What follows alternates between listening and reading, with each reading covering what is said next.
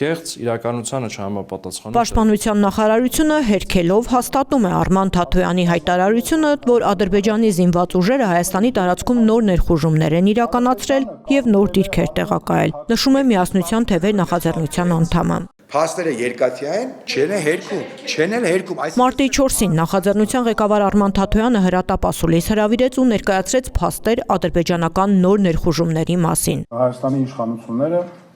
թաքցրել են դա մեր հանրությունից։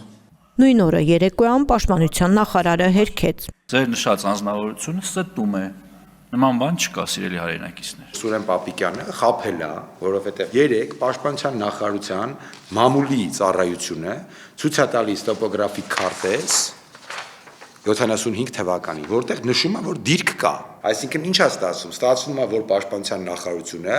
առաջին քայլով հերքում է ոչ թե մեզ, այլ Սուրեն Պապիկյանին դիրք կա, դա փաստ է։ Պաշտպանության նախարարությունը անդրադառնալով Google Earth ծրագրին նշում է, թե այն ունի շեղումներ, իսկ սահմանագիծը չունի իրավական հիմք։ Միասնության թևերը առաջարկում է մի քանի տարի հետ գնալ ու Նիկոլ Փաշինյանի խոսքերը հիշել։ Այդ սահմանը որոշվում է ոչ թե աչքաչափով, այլ GPS կոորդինատներով։ Հիմա այդ նույն GPS-ը աշխատում է նույն արբանյակային տվյալներով, ընդ որում նույն արբանյակներով։ Հիմա ինչ է ստացվում, շուրնուխում այս մարդկանց տունը, մեր քաղաքացու տունը մեջտեղից կտրեցին GPS-ի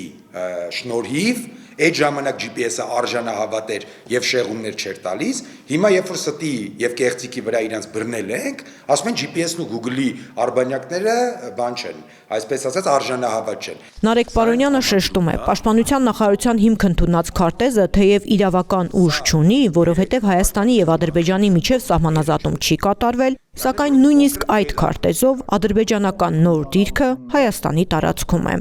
Հիմա մենք ինչ ենք արել։ Վերցրել համադրել ենք իրանցը եւ մերը եւ հստակ երևում է, որ խնդրեմ Հայաստանի Հանրապետության տարածքում է գտնվում է դիրքը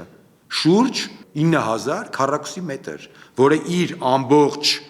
ամրաշինություններով,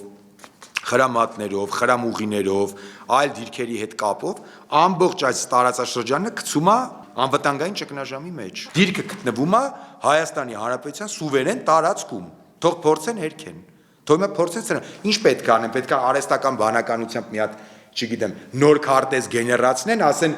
դե էսա։ Միասնության թևերը հերքում է նաև պաշտպանության նախարարության այն հավաստիացումը, թե նոր դիրքը որևէ վտանգ չի ներկայացնում սոտքի, հանքի, ռազմավարական օբյեկտների ու ճանապարհների համար։ Ահռելի անվտանգային խնդիր է առաջացնում։ Ինչի՞ չէ կանադառնում ջերմուկին, այսինքն ինչ որ այդ տարածքը օկուպացված է, ադրբեջանցիները այդ տարածքում ինչ ուզեն կարան անեն, ռազմավարական ամրություններ սարքեն, նոր խրամատներ փորեն,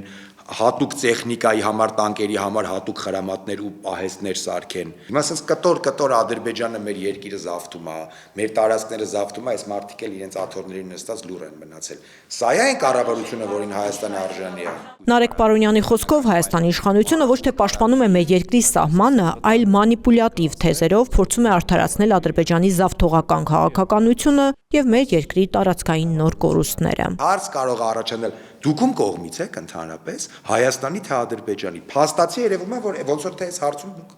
Ադրբեջանի կողմից եք, էլի։